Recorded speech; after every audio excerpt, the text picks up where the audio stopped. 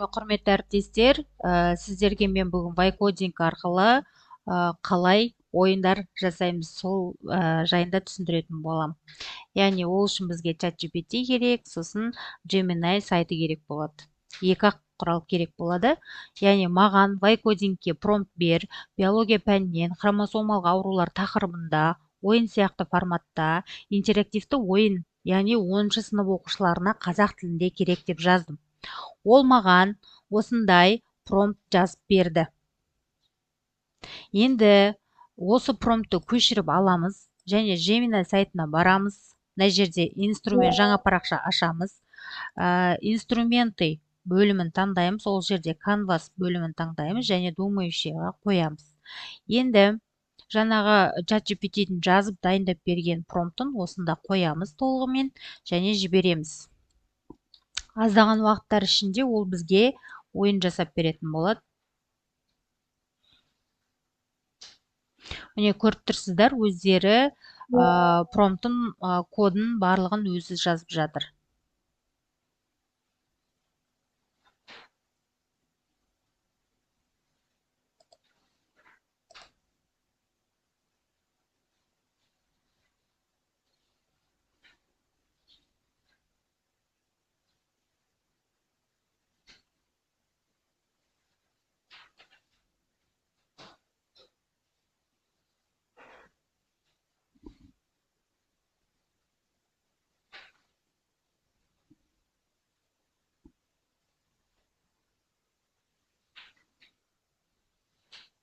Кішкене күте тұрамыз. Міне біздің ойынымыз дайын болды.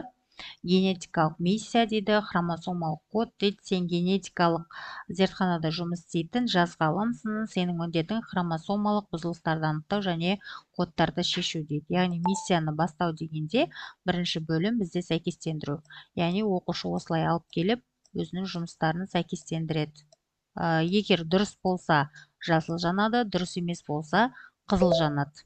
Көрдіңіздер ме? Бұда бәрі дұрыс емес. Енді екінші деңгей мына жерде жаңағы дұрыс бұрыстықтарын белгілейді өздері. Шындық немесе жалған. Егер де міне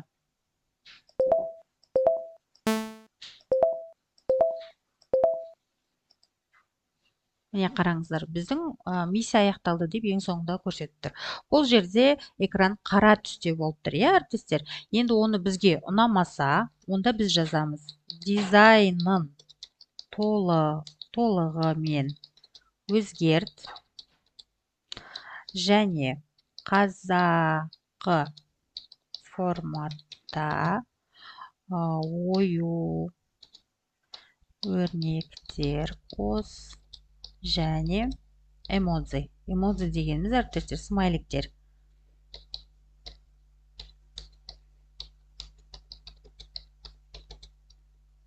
Және жібереміз. Қазір біздің мынау түстерін, дизайнын барлығын толығымен өзі өзгертіп беретін болады.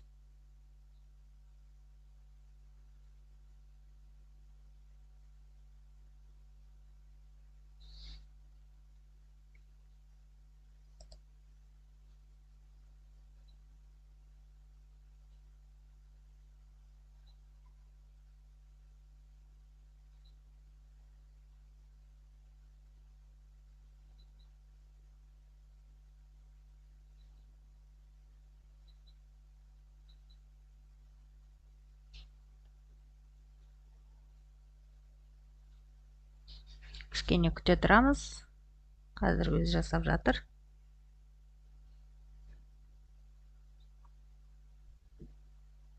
Міне көріп тұрғандарыңыздай әріптестер түсін ашық түске өзгертті және смайликтер, яғни эмодзилар қосты деген секілді. Сапарға аттану дейді. Кезінше сәйкестендіреміз мысалға.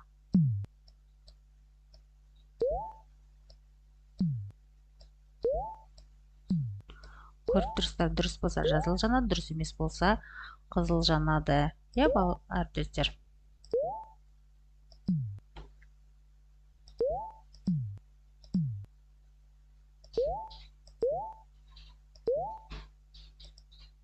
Көріңізді, миссия аяқталды, ізденімпаз шәкірт дейді. атау беріп тұру оқушыға қайта сынап көр дейді. Яғни осы ойынымыз өзімізге ұнаса, толық деңгейін поделиться басамыз және скопировать ссылку деп өзімізге керекті жерде сақтаймыз. Қымыжымыз болсын, жаңа WhatsApp-қа болсын, жібере салсақ болады. Қазір бізде сіздерге толық көрінбей тұр ғой бұл. Мысалға, Google-дың басқаша терезесін ашып, осы сілтемемізді қойып ашатын болсақ, ойынымыз бізге осылай ашылатын болады. Міне, толық экранда осылай әдемі көрінетін болады. Интерактивті тақтамен көрсетсеңіздер, өте керемет көрінетін ойын. Баршаларыңызға сәттілік, өздеріңіз үйреніп алып, өздеріңіз жасай берсеңіздер болады.